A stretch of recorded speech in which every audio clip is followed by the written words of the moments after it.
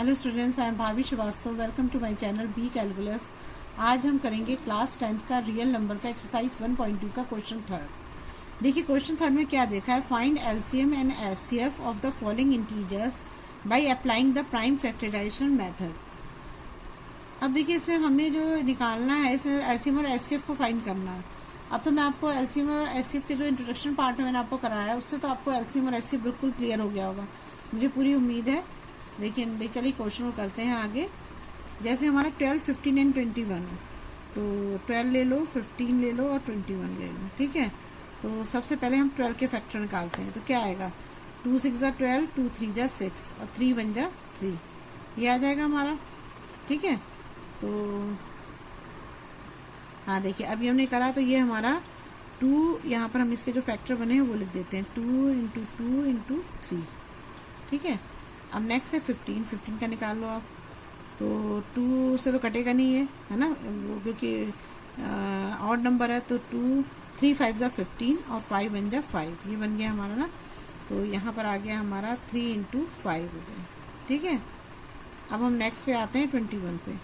21 का कर लो तो क्या आएगा, ये भी ऑड नंबर है, 3 से जाएगा, 3 7 जा 21, 7 1 जा 7। तो यहाँ पर क्या आएगा हमारा 3 × 7 आ जाएगा। अब देखो इसमें जब पावर्स को निकाल लेते हैं ना, तो पावर्स 2 की पावर 2 है यहाँ पर, और इंटू 3 की पावर 1 ही है। यहाँ पे 3 की पावर 1 है और 5 की पावर 1 है। यहाँ पर भी 3 की पावर 1 है और यहाँ 7 की पावर 1 है। तो सबसे पहले हम निकालते हैं एचसीएफ। तो एचसीएफ मैंने क्या बताया था आपको, एचसीएफ होता है जो कोई भी ऐसा एक नंबर जो तीनों में कॉमन हो, तीनों में कॉमन हो, और वो नंबर होता है कि जिससे आप इन तीनों को अगर डिवाइड करोगे तो ये तीनों ही उस नंबर से डिवाइड हो जाएंगे। तो वो होता है हमारा एचसीएफ। इस तरह से आप इसको याद रखो तो आपको ज़्यादा अच्छे से याद रहेगा। तो इन तीनों में देखो, इसमें जो है 2 है तो इसमें 2 नहीं है, इसमें 2 नहीं है, इसमें 5 है तो इसमें 5 नहीं है। तो तीनों में कोई चीज़ नहीं है, बस वो 3 है जो वो तीनों में है। तो इसका एचसीएफ जो आएगा वो 3, क्योंकि जो बड़ा पावर होता है वो लेते हैं तो 3 की पावर 1 ही है, 3 ही आएगा। तो एचसीएफ इसका कितना हो जाएगा हमारा, 3 हो जाएगा। अब एलसीएम देखते हैं। एलसीएम क्या होता है, एलसीएम मैंने बताया था आपको कि जितनी भी यहाँ पर जितने भी नंबर्स होते हैं, जैसे मान लो ये 2 है, 2 की पावर 2 है, जो सबसे बड़ी पावर है वो ले लेते हैं इसमें। तो 2 की पावर, अगर यहाँ मान लो 2 की पावर 1 भी होता तो हम 2 की पावर 2 ही लेते हैं, जो बड़ा पावर होता है वो लेते हैं। 2 की पावर 2 हो गई। अब यहाँ पर क्या हो जाएगा, 3 की पावर 1 है यहाँ पर सब में ना, तो 3 की पावर 1 हो जाएगा, एंड 5 की पावर 1 इसमें है, फिर 7 की पावर 1, ठीक है ना। तो एक एक इसमें जो पावर 1 ही 1 है तो 1 लेंगे, अगर बड़ी होती तो बड़ी लेते हैं हम, है ना। तो हमारा ये हो गया।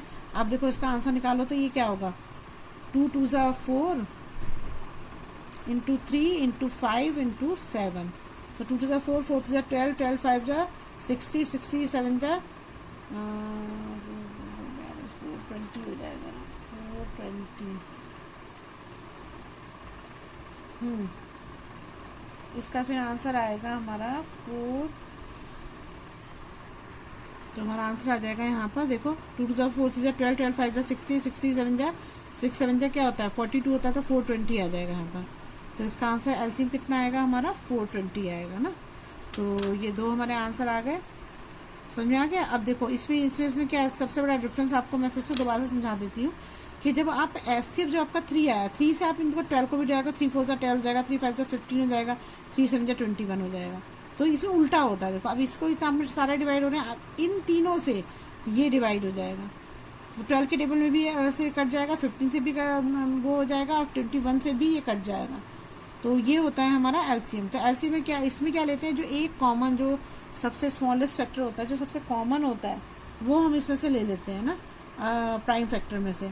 और एलसीएम में क्या होता है कि हमारे जितने भी इससे फैक्टर्स बने जो इसमें हाईएस्ट पावर होती है वो लेते हैं। जैसे 2 की पावर 2 है हाईएस्ट, तो ये ले लिया हमने। 3 की पावर 1 है, कोई दूसरी पावर है ही नहीं तो यही लेना पड़ेगा। 5 की पावर 1 है तो ये भी एक ही है, 2 होते हैं अगर 5 की पावर 4 होता है या 5 की पावर 1 होता है तो 5 की पावर 4 लेते।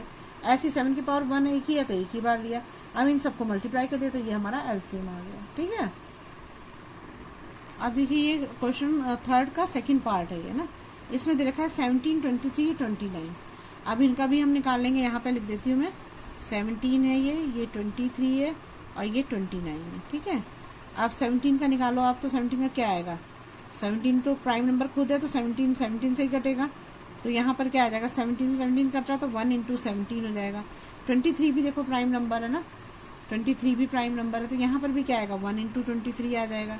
29 भी किसी और चीज़ से नहीं कर सकता है, तो खुद से ही कटेगा, तो 1 इंटू 29 आ जाएगा। अब देखो इसमें जब हम एचसीएफ निकालेंगे तो इसमें तो कोई चीज़ कॉमन है ही नहीं। अब क्या करें, अब तो इसमें कोई चीज़ कॉमन है ही नहीं। तो जब ऐसी कोई कंडीशन आती है तो उसमें क्या होता है कि जो नंबर सब में होता है, मतलब ये 1 है, देखो 1 तीनों में है, तो इसलिए हम यहाँ पर जो हमारा एचसीएफ आएगा वो आएगा हमारा 1 आएगा। ठीक है, अब एलसीएम निकालना है, तो एलसीएम का क्या होता है, यहाँ पर जो पावर्स होती हैं बड़ी वो ली जाती हैं। तो यहाँ पर पावर क्या है, 1 है, 1 की पावर 1 है, और 17 पावर 1 है, फिर 23 की पावर 1 है, फिर 29 की पावर 1 है। तो इसमें क्या आएगा, इसमें जो आएगा हमारा 17, यहाँ जाएगा 17 इंटू 23 इंटू 29, जो पावर बड़ी है वो एक ही पावर है तो एक ही पावर लेंगे। और 17, 29 एंड 23 को जब मल्टीप्लाई करोगे तो इसका आंसर आएगा हमारा 11339 आएगा। अब आप मल्टीप्लाई खुद करके देख लेना, ठीक है ना।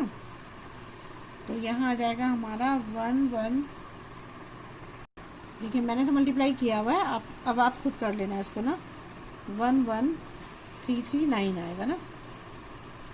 ये इसका एलसीएम हो गया ना, तो ये एलसीएम हो गया, ये हमारा ये एचसीएफ हो गया। ठीक है, अब नेक्स्ट को आप करते हैं थर्ड पार्ट। देखिए अब ये क्वेश्चन थर्ड पार्ट है, 8 9 5 दे रखा है ना, तो ये 8 है, ये 9 है और ये 25 है। अब इनका आप निकाल लो, 8 का निकालोगे तो क्या होगा, 2 4 ज़ा 8, 2 2 ज़ा 4, 2 1 ज़ा 2। ठीक है, तो यहाँ हमारी पावर बन गई 2 इंटू 2 बन गई। ठीक है, और अब हम करेंगे 9 का, तो 9 का क्या होगा, 3 3 ज़ा 9, 3 1 ज़ा 3, तो यहाँ आ जाएगा 3 इंटू 3 हो जाएगा। अब 25 का करेंगे तो क्या आएगा, 5 5 ज़ा 25, 5 1 ज़ा 5, तो यहाँ आ जाएगा हमारा 5 इंटू 5 हो जाएगा ना। अब देखो इसको करेंगे तो 2 की पावर 3 आएगा, यहाँ पे करोगे 3 की पावर 2 हो जाएगा, यहाँ पर आएगा तो 5 की पावर 2 हो जाएगा। ठीक है, अब देखिए इसमें जो है हमारा अब एचसीएफ कैसे निकलेगा हमारा। अब एचसीएफ के लिए इसमें कोई चीज़ कॉमन तो है नहीं, तो 1 तो सभी में होता है ना, 1 तो सभी में होता है, तो इसका एचसीएफ जो है हमारा क्या आएगा, 1 आएगा। एचसीएफ तो हमारा 1 ही आएगा इसका ना। अब हमें निकालना है LCM.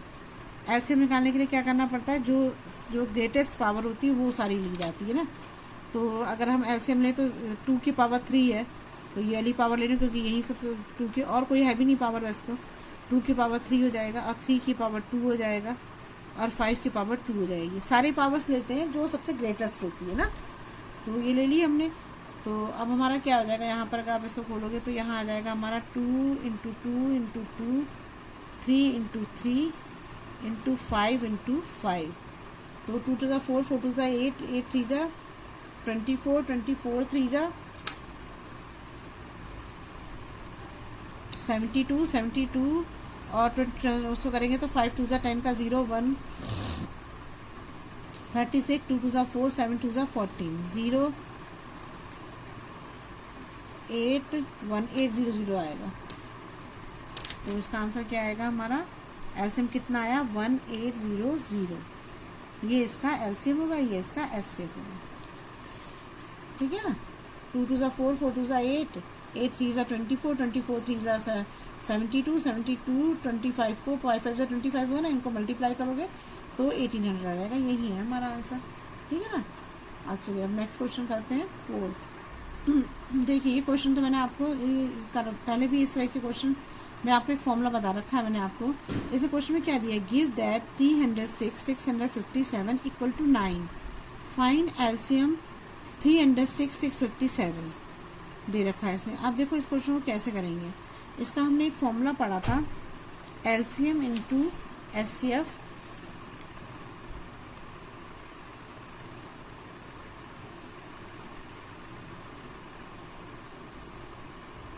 Equal to A into B, ये हमने फॉर्मूला पढ़ा था।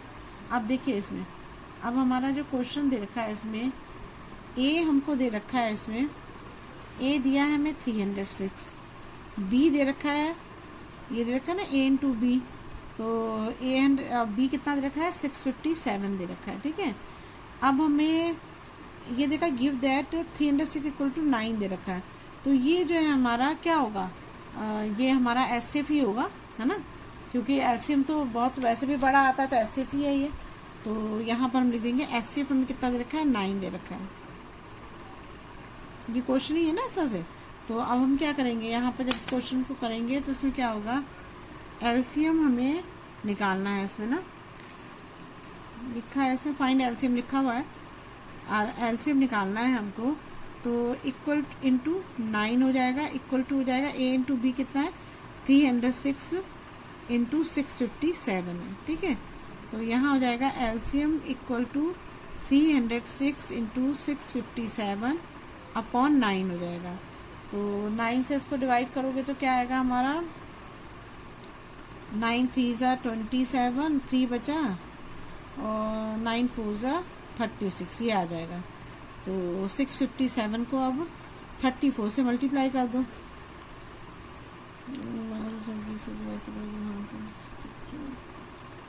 26, 7 3 ज़ा 21, 5 3 ज़ा 15, 17 का 7, 1 6 3 ज़ा 18, 8 19, 8 2 1 3, 6 6 12, 13 का 3, 1 10 12 2, ये आएगा हमारा आंसर, 2 2 3 3 8 आएगा। तो हमारा एलसीएम कितना आएगा, 2 2 3 3 8, ये हमारा एलसीएम आ जाएगा।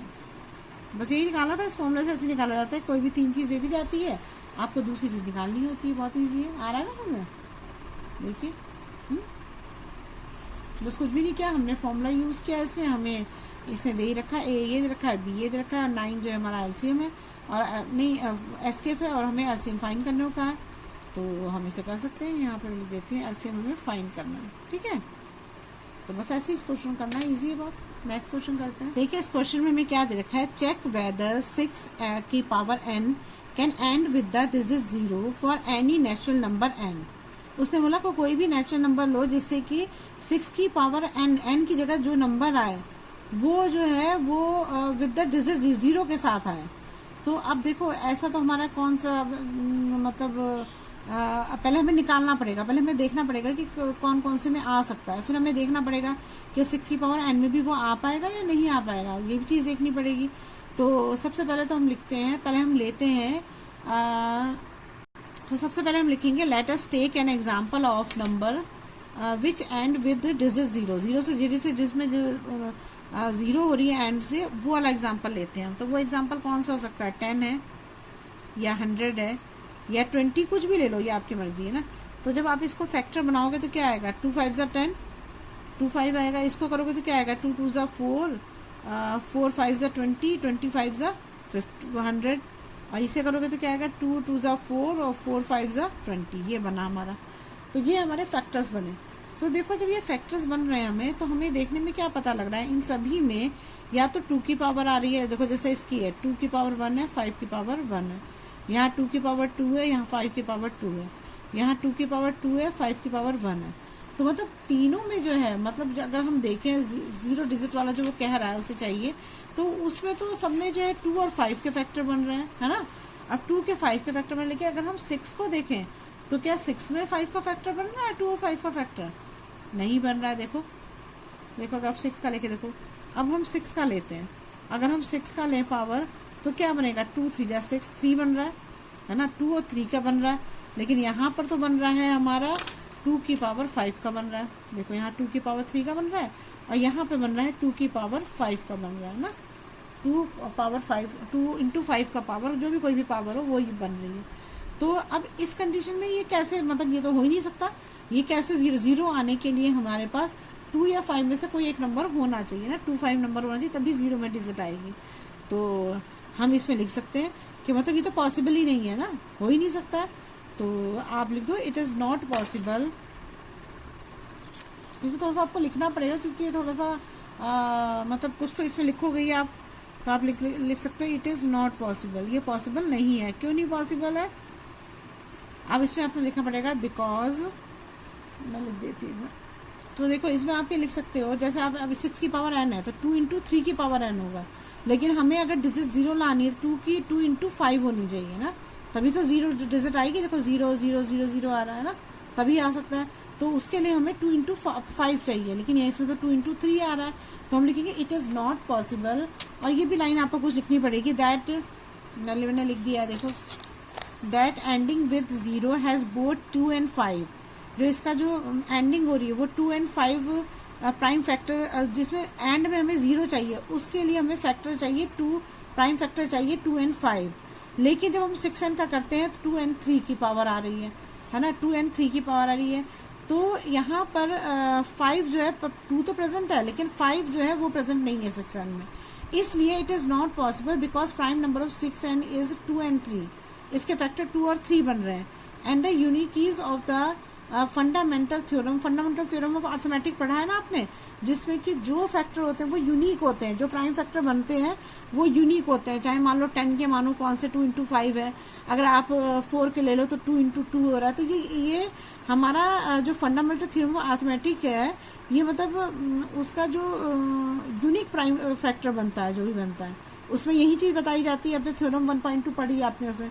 तो there are no other primes in the factorisation of 6n। 6n में और कोई फैक्टराइजेशन हो नहीं रहा है, तो there is no n belong to n, तो उसने कहा ना कि n जो है बिलोंग करता है नेचुरल नंबर से, for which 6 and n with the digit 0।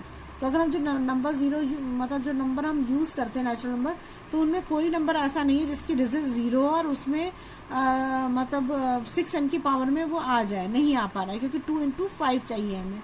तो ये इतना तो आपको लिखना ही पड़ेगा इस क्वेश्चन में, तभी ये क्वेश्चन कंप्लीट होगा। अगर आपको मेरी वीडियो अच्छी लगी हो तो प्लीज़ लाइक और सब्सक्राइब करिए और शेयर करिए, और अगर कोई प्रॉब्लम हो तो कमेंट बॉक्स में कमेंट करिए, तो मैं ज़रूर से सॉल्व करूँगी। Thank you.